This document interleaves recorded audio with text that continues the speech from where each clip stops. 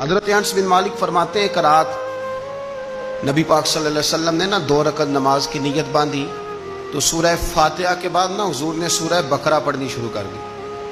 تقریباً 2.25 سپارے کی صورت ہے. کبھی کسی امام نے پوری سورت بقرہ پڑھی ہے آج تک ایک رکعت میں؟ چلیں کسی تراویح میں یا کسی رات کی نماز میں تو ہو سکتا ہے، کبھی شبینے وغیرہ میں لوگوں نے ایک پروگرام بنا لیا، لیکن عام نمازوں میں کبھی 2 رکعتوں میں آپ نے دیکھا ہے؟ لیکن کہتے ہیں حضور نماز پڑھ رہے تھے، پڑھ تنہا رہے تھے. 2.25 سپارے کی صورت اللہ کے رسول نے ساری تلاوت کر دی. میرا خیال تھا اب رکوع ہوگا، لیکن اس کے بعد نبی پاک نے سورہ آل عمران بھی شروع کر دی.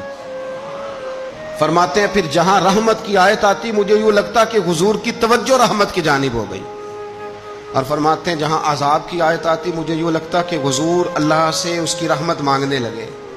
فرماتے ہیں پوری سورہ بقرہ پھر پوری سورہ آل عمران. میرا خیال تھا یہاں رکوع ہوگا، لیکن میرے نبی نے تو سورہ نساء بھی شروع کر دی. کہتے ہیں پوری سورہ نساء پڑھ کے رسول پاک نے رکوع فرمایا، اور اتنا لمبا رکوع کیا کہ مجھے لگا کہ سر اٹھائیں گے بھی کہ نہیں. پھر حضور نے سر انور اٹھایا اور سجدے میں گئے تو اتنا لمبا سجدہ کیا کہ مجھے لگا کہ سر اٹھائیں گے بھی کہ نہیں. میرے رسول پاک علیہ السلام اس ذوق سے، دیکھیں نا کام کرنا جو ہے تو مزہ لے کے، ذوق سے، سجدہ ذرا مزہ لے کے، رکوع اور ذرا مزہ لے کے. وہ میں نے پہلے بھی آپ سے کہا تھا کہ ہمارے استاد فرمایا کرتے تھے لولے لنگڑے کام نہ کیا کرو. تھوڑا سا کر لیا، تھوڑا سا چھوڑ لیا، بے مزہ بے ذائقہ کام کرو تو ذرا اس میں ہو کے، ذرا کھب کے، ذرا مزہ لے کے. حضرت سیدنا بلال حبشی کہتے ہیں مجھے حضور فرماتے، ذرا لفظوں پہ غور کرنا، حضور فرماتے بلال ذرا آذان پڑھ کے میرے دل کو راحت تو پہنچا. لیکن نا ہم نعت کا مزہ لیتے ہیں نا، اچھا قاری تلاوت کر رہا ہو تو اس کا بھی مزہ، یہ بڑی اچھی بات ہے، لینا چاہیے. لیکن کیا آذان کا بھی مزہ ہے؟ کبھی لے کے تو دیکھو یار. اللہ اکبر کیا معنی ہے اس کا؟ دیکھو مزہ کتنا ہے اس کا.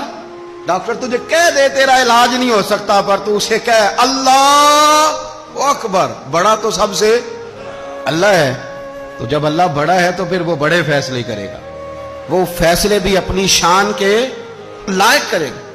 تو حضور فرماتے بلال اذان پڑھ کے ذرا میرے دل کو راحت تو دے. اور حضرت ابو ذر غفاری رضی اللہ تعالیٰ عنہ فرماتے ہیں ایک رات حضور نے نماز کی نیت باندھی، ساری رات حضور نے نماز پڑھی اور ایک ہی آیت بار بار پڑھی. سورہ مائدہ کی آیت ہے، ایک ہی آیت، ساری رات روتے رہے اور ایک ہی آیت. اور آج کے ماحول کے تناظر میں ذرا آیت دیکھنا، یہ سیاستہ کی روایت ہے. آیت کیا ہے؟ اللہ اگر تو انہیں عذاب دے گا تو بندے تو تیرے ہی ہیں نا، اگر اللہ تو انہیں بخش دے گا تو غالب حکمت والا ہے. اللہ اگر تو عذاب دے گا، ان تعذبہم فإنہم عبادک، اگر تو عذاب دے گا تو بندے تیرے ہیں. وَإِن تَغْفِرْ لَهُمْ فَإِنَّكَ أَنْتَ الْعَزِيزُ الْحَكِيمُ، اور اللہ تو اگر معاف کر دے گا تو غالب حکمت والا ہے.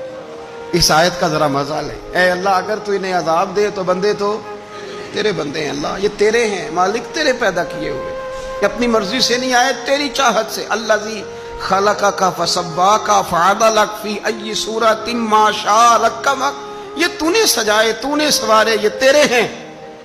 میرے رسول کریم صلی اللہ تعالی علیہ وسلم عبادت بھی کرتے تو ذوق سے کرتے. ہمارے ہاں جب کسی کو زخم لگتا ہے تو ہائے کرتا ہے، تکلیف آتی ہے تو واہ ویلا کرتا ہے، شور مچاتا ہے، ڈاکٹر کی طرف جاتا ہے. 21 رمضان المبارک شیر خدا مولا مرتضی حضرت علی رضی اللہ تعالیٰ عنہ، عبد الرحمن ابن ملجم نے جب خنجر مارا تو داڑھی مبارک ساری لہو سے بھر گئی. اور شیر خدا جب زمین پہ گر رہے تھے تو کسی کو مدد کے لیے نہیں پکار رہے تھے، کسی کو کہہ نہیں رہے تھے مجھے پکڑنا. حکیم طبیب نہیں پتہ لفظ کیا تھے، فزت برب الکعبہ، اور مجھے کعبے کے رب کی قسم علی آج کامیاب ہو گیا. علی آج جان پاوے نہ جان میرے محبوبہ، میں تے لگیاں توڑ نبھیساں، راہ تیرے وچ رول کے مرساں، تے تیرے کتیاں دے قدم چمیساں، تے سجنا جان امانت تیری، تو جدو منگ سہ میں پیش کرے سا. یہ جان امانت تیری جدو منگ سے میں پیش، اسی وقت وہ یہ حاضر ہے تیری جو۔ زندگی بے مقصد نہ گزارو یار، بالخصوص میری نوجوانوں سے گزارش ہے، یہ کوئی بات نہیں ہے کہ بے معنی بے مقصد مہمل۔ آپ یقین کریں جتنے ہم نے تبصرے کیے اتنی ہم مدد کرتے تو کئی لوگوں کی مدد ہو جاتی، کئی لوگوں کی مدد ہو جاتی، کئی لوگوں کی۔ مہربانی کریں اپنی زندگی میں کچھ ایسا ماحول بنائیں